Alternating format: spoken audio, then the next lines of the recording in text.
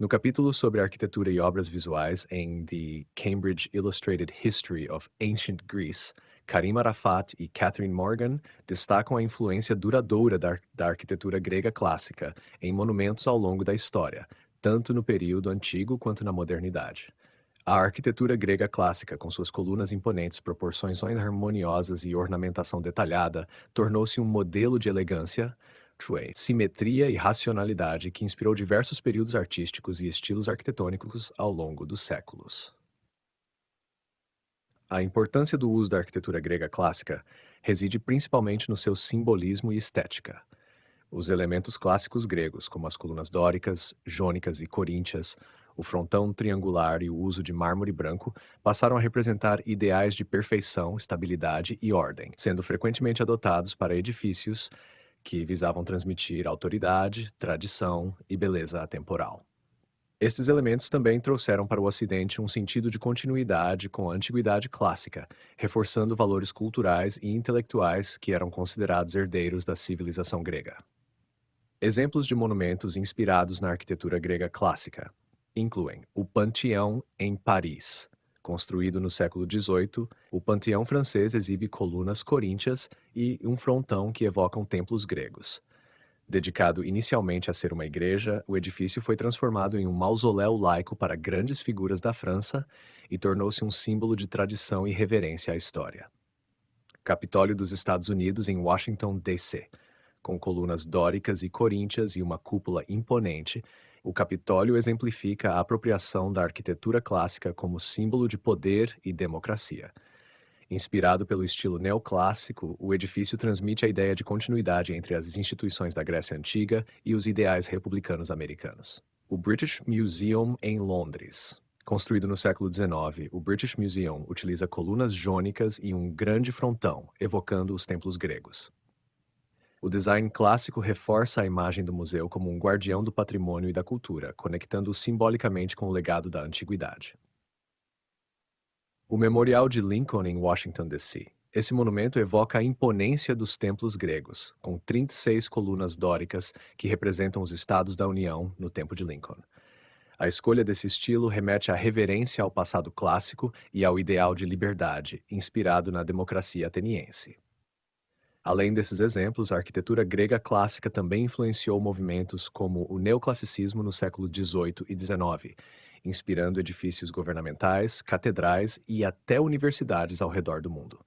Esse uso não apenas refletia um ideal estético, mas também invocava o espírito dos valores gregos de razão, beleza e ordem, tornando-se uma linguagem visual universal que transcende culturas e épocas.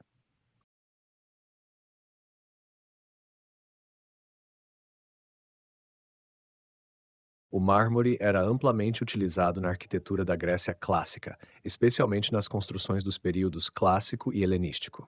Esse material, valorizado por sua durabilidade, beleza e brilho, foi empregado para dar vida a templos, edifícios públicos, esculturas e monumentos. Ele era extraído de pedreiras, como as de Paros Pentélico, e escolhido tanto pela cor branca, que permitia detalhamentos finos e resistência ao tempo, quanto por sua capacidade de refletir luz. No Partenon, por exemplo, o mármore pentélico deu ao templo sua aparência luminosa, que mudava conforme a posição do sol, criando uma atmosfera quase sagrada e destacando o edifício no complexo da Acrópole. Entre os períodos pré-homérico e helenístico, a arquitetura grega passou por várias fases de evolução estilística. Período pré-homérico, antes de 1200 ACs. Essa fase engloba as culturas minoica e micênica, onde palácios monumentais, como o Palácio de Knossos em Creta, foram construídos com complexos labirínticos, mas usavam principalmente materiais como madeira e pedra bruta, em vez do mármore. Período arcaico, 700-480 Eigenfest. Foi durante esse período que os gregos começaram a usar o mármore em larga escala e a desenvolver os primeiros estilos arquitetônicos que definiriam a arquitetura clássica. Os templos e edifícios públicos passaram a exibir colunas e entablamentos que definiam a ordem dórica e a jônica. Os templos começaram a se destacar por sua simetria e proporções cuidadosas, como o Templo de Hera em Olímpia. Período clássico, 480 a 323 WSTTs. Essa é a fase mais conhecida da arquitetura grega, quando os estilos arquitetônicos jônico e mais tarde coríntio foram refinados.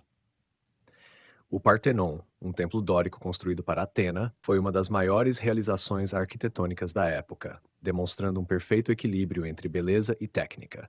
O uso de mármore refinado e técnicas avançadas de engenharia conferiram precisão e simetria excepcionais às construções. Período helenístico, 323-31 f. Esse período marcou uma fase de inovação e monumentalidade na arquitetura, com uma crescente influência de outras culturas, como a egípcia e a persa. À medida que os gregos expandiam seu território, os edifícios tornaram-se mais ornamentados e o estilo coríntio se popularizou, como se vê no altar de Pérgamo. Os projetos arquitetônicos tornaram-se mais grandiosos, com espaços mais complexos e decorativos. Resumo dos estilos arquitetônicos usados no Partenon e outras construções importantes. Estilo dórico. Usado no Partenon, em Atenas, o estilo dórico é caracterizado por colunas robustas e sem base, com entablamento simples e um capitel liso e arredondado. É o estilo mais antigo e transmite solidez e austeridade, adequado para templos dedicados a deuses importantes. A simplicidade e a proporção do dórico exemplificam o ideal grego de beleza por meio da moderação e da simetria. Estilo jônico. Mais refinado e decorativo que o dórico, o estilo jônico apresenta colunas com base, capitéis com volutas, espirais e entablamentos mais elaborados. Ele pode ser visto no Erechtheion, também na Acrópole, que possui o famoso Pórtico das Cariátides. O jônico traz uma elegância mais esguia e uma sensação de leveza. Estilo coríntio. Embora menos comum no período clássico, o estilo coríntio tornou-se mais proeminente no período helenístico. Caracteriza-se por capitéis elaborados com folhas de acanto e um design mais ornamentado. Esse estilo é bem representado no Templo de Zeus Olímpico em Atenas e foi adotado em monumentos mais grandiosos do período helenístico, sendo um dos preferidos na arquitetura romana posterior. A arquitetura grega clássica, com seus estilos refinados e uso do mármore, estabeleceu padrões de simetria, ordem e beleza que influenciaram profundamente o design arquitetônico em todo o Ocidente, permanecendo um símbolo de equilíbrio e perfeição estética até hoje. Sim, apesar de a madeira ser um material perecível e poucas estruturas originais terem sobrevivido, há evidências significativas do uso da madeira na arquitetura da Grécia clássica. A madeira era amplamente utilizada, especialmente nos períodos mais antigos, e desempenhava funções importantes na construção de templos, edifícios públicos e residências. O conhecimento sobre seu uso vem principalmente de fontes indiretas, como textos antigos, estudos de estruturas posteriores que preservaram algumas técnicas da época e achados arqueológicos que revelam vestígios ou impressões de madeira. No início, a madeira era utilizada como um dos materiais primários na construção dos templos gregos, especialmente nos primeiros edifícios de culto e em estruturas arcaicas. Com o tempo, à medida que os gregos desenvolveram técnicas em pedra e mármore, muitas das estruturas que inicialmente eram feitas em madeira foram substituídas ou reconstruídas com esses materiais mais duráveis. No entanto, os gregos mantiveram muitos dos detalhes decorativos e estruturais que lembravam as técnicas de construção em madeira, o que permitiu a perpetuação desses elementos no design arquitetônico. Funções e usos específicos da madeira. Colunas e entablamentos. Nos templos mais antigos, as colunas e partes dos entablamentos eram frequentemente feitas de madeira. A substituição gradual dessas peças por pedra e mármore no período arcaico deu origem ao estilo dórico, que imita as proporções e o formato dos pilares de madeira originais. As ranhuras, ou estrias das colunas dóricas, por exemplo, são um detalhe arquitetônico que provavelmente surgiu como uma maneira de imitar a textura das colunas de madeira. Telhados e beirais. A madeira continuou a ser o material predominante nas estruturas de telhado, mesmo após o desenvolvimento de templos de pedra e mármore. As vigas de madeira eram essenciais para sustentar o peso das telhas, que inicialmente eram feitas de argila. Nos telhados dos templos e edifícios públicos, o uso da madeira permitia a criação de estruturas mais amplas e com maior vão livre, pois a madeira era mais leve que a pedra. Decoração e revestimento. A madeira também era empregada para criar painéis decorativos e molduras, que podiam ser entalhados e pintados. Alguns templos e edifícios públicos tinham partes internas em madeira revestidas ou cobertas por gesso e pintadas, acrescentando uma dimensão colorida à arquitetura. As portas e outras partes móveis, que exigiam flexibilidade, também eram feitas em madeira. Influência no design e detalhes. Mesmo nos templos de pedra, muitos elementos como os tríglifos e os métopas nos entablamentos dóricos refletem o uso de vigas de madeira na arquitetura inicial. Os tríglifos, por exemplo, foram inspirados nas extremidades das vigas de madeira que projetavam-se para fora dos templos primitivos e eram visíveis no exterior da estrutura. Como não existem estruturas originais em madeira da Grécia clássica, nosso conhecimento sobre o uso da madeira é parcialmente reconstruído a partir de observações de elementos de design preservados em pedra e mármore. O estudo comparativo com culturas que também usavam madeira nas mesmas épocas e as descrições encontradas em textos antigos, de autores como Pausanias e Vitrúvio, um arquiteto romano que escreveu sobre a arquitetura grega, ajudam a entender como a madeira era utilizada. As ruínas de templos e as marcas deixadas por suportes de madeira nas fundações de pedra também fornecem pistas valiosas. Embora a madeira seja um material perecível, sua influência foi imortalizada em pedra e mármore, e muito do que associamos à arquitetura grega clássica, especialmente no estilo dórico, ainda reflete a origem em madeira dessas primeiras estruturas. A madeira foi fundamental na fase inicial da arquitetura grega e moldou o desenvolvimento das formas e estilos arquitetônicos que seriam adaptados e preservados nos séculos seguintes. Sim, as estátuas foram amplamente usadas na Grécia clássica e desempenhavam um papel essencial tanto em contextos religiosos quanto cívicos. Essas esculturas eram colocadas em templos, praças públicas, santuários e outros espaços sagrados, e tinham funções que iam além do estético. Celebravam os deuses, honravam heróis, retratavam figuras públicas e até simbolizavam os ideais de perfeição física e moral que os gregos associavam à virtude e à divindade. Função das estátuas. As estátuas gregas tinham várias funções. Em contextos religiosos, elas serviam como oferendas aos deuses ou representavam divindades que os adoradores reverenciavam. Acreditava-se que a presença física das estátuas em templos ou santuários facilitava a comunicação entre mortais e deuses, tornando a experiência de adoração mais tangível. Em praças públicas, as estátuas de figuras importantes ou heróis lendários eram usadas para exaltar as virtudes cívicas e inspirar os cidadãos. A escultura grega também refletia o conceito de areté, excelência, representando os ideais de beleza, equilíbrio e força. Materiais utilizados. Os gregos utilizavam uma variedade de materiais em suas esculturas, dependendo da função, do orçamento e da habilidade do artista. No início, a madeira era comum, embora poucos exemplos tenham sobrevivido, mas logo deu lugar à pedra calcária e ao mármore, que eram mais duráveis e permitiam mais detalhamento. Durante o período clássico, o bronze tornou-se um dos materiais mais apreciados, pois sua maleabilidade e resistência permitiam esculturas mais dinâmicas e detalhadas, capturando movimentos e expressões com maior realismo. Outras estátuas combinavam vários materiais, como ouro e marfim, na técnica chamada criselefantina, que foram usadas em obras monumentais, como a famosa estátua de Zeus em Olímpia, de Fídias. Principais artífices e escultores. Alguns dos principais escultores da Grécia clássica foram Fídias. Considerado um dos maiores escultores do período clássico, Fídias é conhecido pela escultura de Zeus em Olímpia e pela enorme estátua criselefantina de Atena Partenos, no Partenon. Ele é celebrado por sua habilidade de capturar grandeza e espiritualidade nas suas figuras. Policleto, conhecido por criar a estátua Doríforo, o portador da lança, que representa o ideal de proporção humana e o conceito de simetria e equilíbrio, estabelecendo o cânone das proporções. Miron, autor da famosa estátua Discóbolo, o lançador de disco. Miron destacou-se na representação de movimento, trazendo um dinamismo inovador às suas figuras. Escultor do período helenístico. Foi o escultor oficial de Alexandre, o Grande. Sua obra se distingue pela busca de realismo e pela exploração de novas proporções e poses. Introdução dos metais na primeira fase da Idade do Ferro. Com a chegada da Idade do Ferro, os gregos começaram a introduzir o ferro na arte e na vida cotidiana, após o colapso da Idade do Bronze.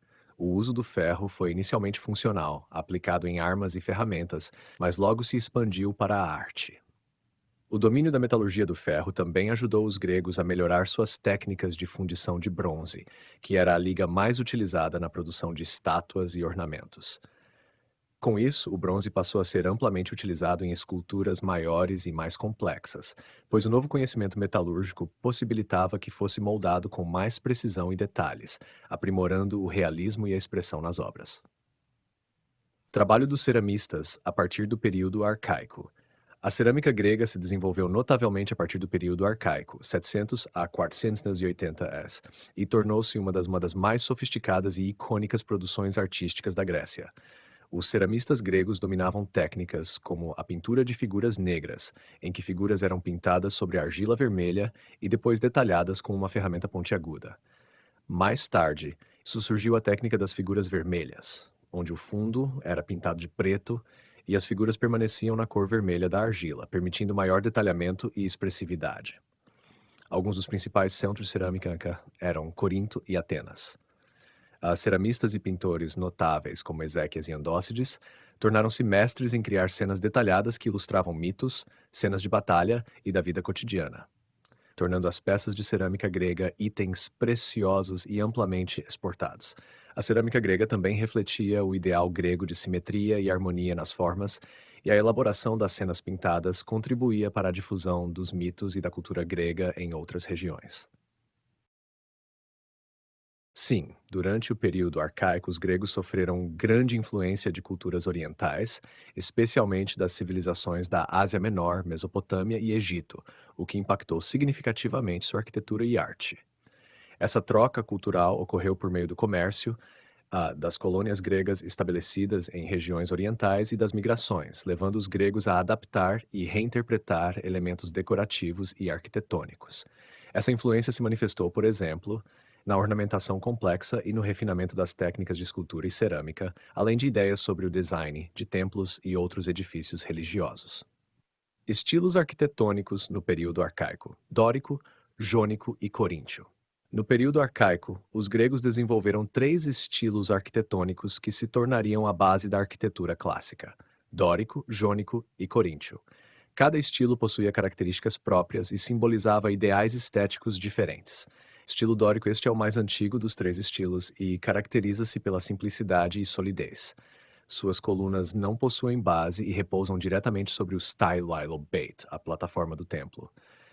Os capitéis dóricos são simples, com uma parte superior arredondada e uma aba quadrada, ábaco, no topo. As colunas dóricas são mais largas na base e afilam-se levemente em direção ao topo, dando uma aparência robusta e austera. Um exemplo de templo dórico arcaico é o Templo de Hera, em Olímpia. O estilo dórico foi inspirado pelas construções de madeira anteriores e visava transmitir força e estabilidade. Estilo jônico, desenvolvido em regiões mais próximas da Ásia Menor, o estilo jônico é mais leve e gracioso que o dórico. As colunas jônicas têm bases, o que lhes confere uma aparência mais ísguia e decorativa. Os capitéis são adornados com volutas espirais com um elemento inspirado em padrões orientais e que confere elegância à coluna. Esse estilo também apresenta entablamentos mais elaborados. Exemplos de construções jônicas arcaicas incluem o Templo de Ártemis em Éfeso. O estilo jônico era associado a regiões mais costeiras e era considerado mais refinado e ornamental. Estilo coríntio. Embora o estilo coríntio tenha se desenvolvido plenamente somente no período clássico e helenístico, alguns elementos desse estilo começaram a aparecer já no fim do período arcaico. O coríntio se distingue por seu capitel decorado com folhas de acanto, que confere uma aparência mais elaborada e grandiosa. Na arquitetura arcaica, esse estilo era ainda raro, mas alguns capitéis com essa decoração começaram a ser experimentados. O estilo dédalo de escultura. O estilo dédalo, ou dedálico, de escultura remonta ao período inicial da arte grega e representa uma das primeiras tentativas gregas de desenvolver uma tradição própria na escultura figurativa. Nomeado em homenagem ao lendário inventor e arquiteto Dédalo, esse estilo é caracterizado por formas geométricas e rígidas. As figuras humanas dedálicas têm rostos triangulares, cabelos dispostos em tranças longas e retangulares e corpos alongados e estreitos. Essas esculturas refletem influências do Oriente Próximo e do Egito. onde os gregos tomaram contato com o uso da pedra em figuras humanas em larga escala. Uma das esculturas mais conhecidas nesse estilo é a Dama de Alcé, uma figura feminina com traços rígidos e estilizados. A importância da figura humana na escultura grega. A figura humana foi central na escultura grega, especialmente a partir do período arcaico. Para os gregos, o corpo humano simbolizava os ideais de beleza, harmonia e equilíbrio, valores fundamentais para sua cultura e religião. A escultura grega evoluiu significativamente ao longo dos séculos, e essa evolução é vista nas representações da figura humana, que passaram de formas estilizadas e rígidas no período arcaico para representações mais realistas e dinâmicas no período clássico. As estátuas do período arcaico, como os kouroi, figuras masculinas jovens, e as korai, figuras femininas, já indicavam um crescente interesse em retratar proporções corretas e uma postura frontal que realçava a simetria do corpo humano. Essas estátuas eram frequentemente oferecidas como presentes aos deuses ou serviam como memoriais em túmulos. A busca pela representação perfeita da figura humana na escultura culminou no período clássico, com escultores como Policleto e Fídias, que buscaram retratar o corpo humano em proporções matemáticas ideais. Essa valorização da figura humana não era apenas uma questão estética, refletia o ideal grego de areté, excelência, que envolvia tanto o corpo quanto o espírito. A perfeição física representava virtudes morais e cívicas, e a figura humana tornou-se um símbolo da excelência que cada cidadão grego deveria aspirar. Assim, a escultura da figura humana na Grécia clássica era uma celebração tanto do corpo quanto da cultura helênica. A pintura em vasos teve grande importância no período arcaico grego, tanto do ponto de vista artístico quanto cultural. Além de sua função utilitária, os vasos decorados eram valorizados como objetos de prestígio e serviam para rituais religiosos, celebrações e uso doméstico. As pinturas nos vasos contavam histórias mitológicas, cenas da vida cotidiana e eventos heróicos, tornando-se um meio poderoso de comunicação e de preservação da cultura e da mitologia grega. Através dos vasos, os gregos expressavam suas crenças, valores e ideais estéticos. No período arcaico, os ceramistas desenvolveram duas técnicas principais: a técnica de figuras negras e a técnica de figuras vermelhas. A primeira surgiu em Corinto, em que as figuras eram pintadas em preto sobre o fundo vermelho da argila, enquanto na técnica de figuras vermelhas, desenvolvida em Atenas, o processo era invertido. O fundo era pintado de preto e as figuras permaneciam na cor natural da argila. Esse avanço permitiu detalhes mais minuciosos e maior naturalidade nas cenas retratadas. As representações nos vasos refletem tanto influências orientais quanto o desenvolvimento da identidade grega, e muitos ceramistas atenienses, como Ezequias, tornaram-se famosos por sua habilidade. A utilização dos recursos em Atenas no período clássico. No período clássico, especialmente após as guerras persas, Atenas obteve uma quantidade significativa de recursos, principalmente advindos da Liga de Delos, uma aliança militar de cidades-estados gregas liderada por Atenas. Esses recursos foram utilizados para transformar a cidade em um centro cultural e político, e grande parte deles foi investida em um ambicioso projeto de construção que embelezou a Acrópole e outras áreas da cidade, consolidando o prestígio e o poder ateniense. Um dos projetos mais notáveis foi a construção do Partenon, um templo dedicado à deusa Atena, protetora da cidade. Supervisionado por Fídias e arquitetado por Ictinos e Calícrates, o Partenon é um exemplo do estilo dórico, embora incorpore alguns elementos jônicos.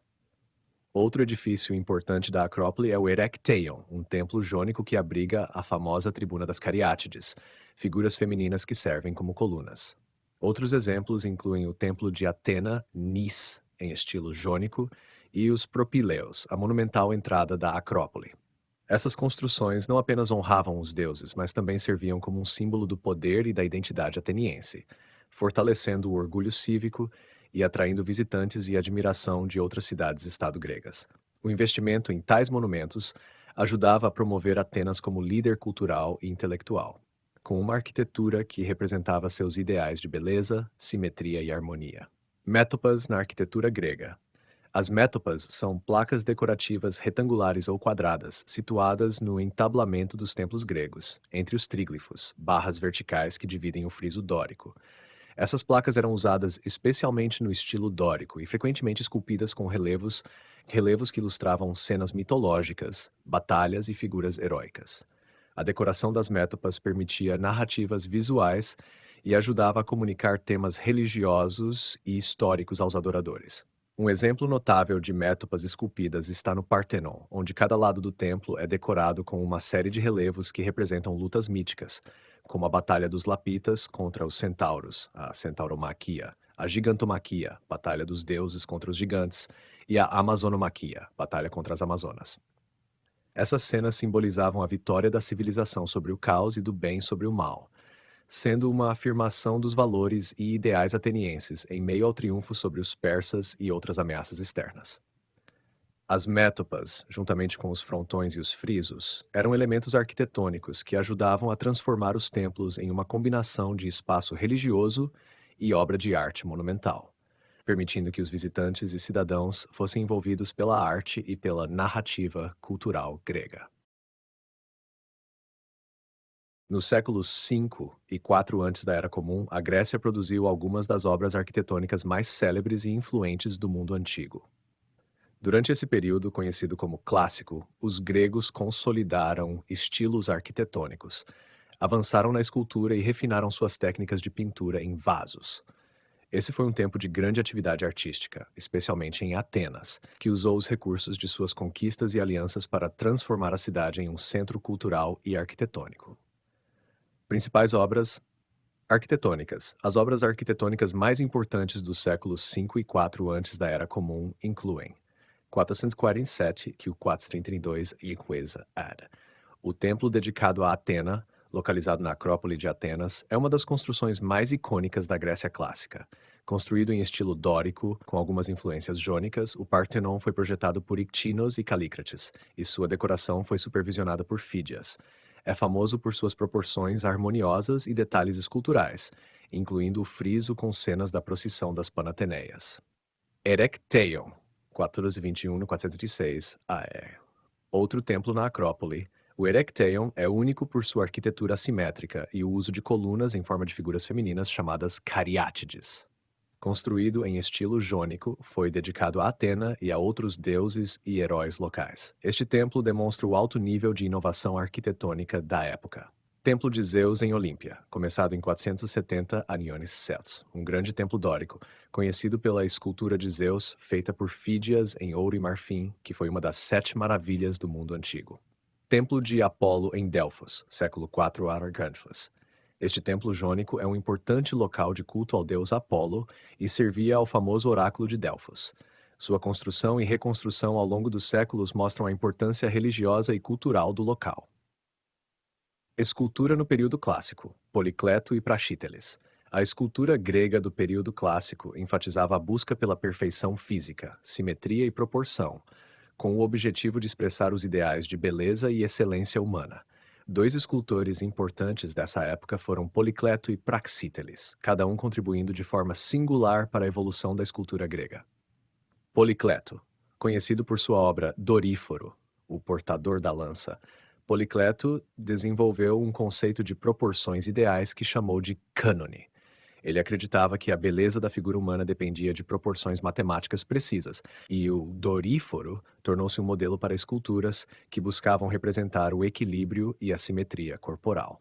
Policleto também introduziu a postura de contraposto, em que o peso do corpo se apoia sobre uma perna, criando uma pose mais natural e relaxada que contrastava com a rigidez das esculturas arcaicas. Praxíteles. Atuando no século IV antes da Era Comum, Praxíteles introduziu um novo tipo de sensibilidade à escultura, dando mais ênfase à suavidade e graciosidade das figuras. Sua obra mais famosa, Afrodite de Cnido, foi a primeira escultura em tamanho real de uma deusa nua, marcando uma mudança no modo como a divindade e a figura feminina eram retratadas. Praxíteles também era conhecido pelo uso do sfumato, uma técnica de modelagem suave que dava às figuras um realismo delicado. Pintura de vasos no período clássico. No período clássico, a pintura de vasos manteve sua importância, embora a escultura e a arquitetura ganhassem maior protagonismo. Atenas continuou sendo o principal centro de produção, e a técnica das figuras vermelhas, que se desenvolveu ainda no final do período arcaico, foi amplamente usada e refinada nesse período. Uso do vermelho. Na técnica de figuras vermelhas, os artistas deixavam as figuras humanas na cor natural da argila vermelha e pintavam o fundo em preto. Isso permitia que os detalhes fossem esculpidos de maneira mais elaborada, possibilitando um nível de detalhe e expressividade que não era possível com a técnica de figuras negras. Os pintores podiam desenhar linhas finas diretamente nas figuras, criando cenas mais realistas e complexas. A figura humana. A figura humana continuou sendo o principal tema dos vasos, retratando cenas mitológicas, esportivas e da vida cotidiana. Havia um foco em representações mais dinâmicas e detalhadas, explorando poses variadas e emoções. A naturalidade nas representações reflete a busca grega pela perfeição e beleza ideal, além de sua obsessão pela harmonia entre corpo e espírito. Os vasos gregos do período clássico e neoclássico não eram apenas objetos utilitários. Eles também serviam para exibir a habilidade artística e os valores culturais gregos. Em suma, a pintura de vasos, a escultura e a arquitetura do período clássico representam o ápice dos ideais estéticos e filosóficos gregos, influenciando gerações subsequentes de artistas e permanecendo como modelos fundamentais para a arte ocidental.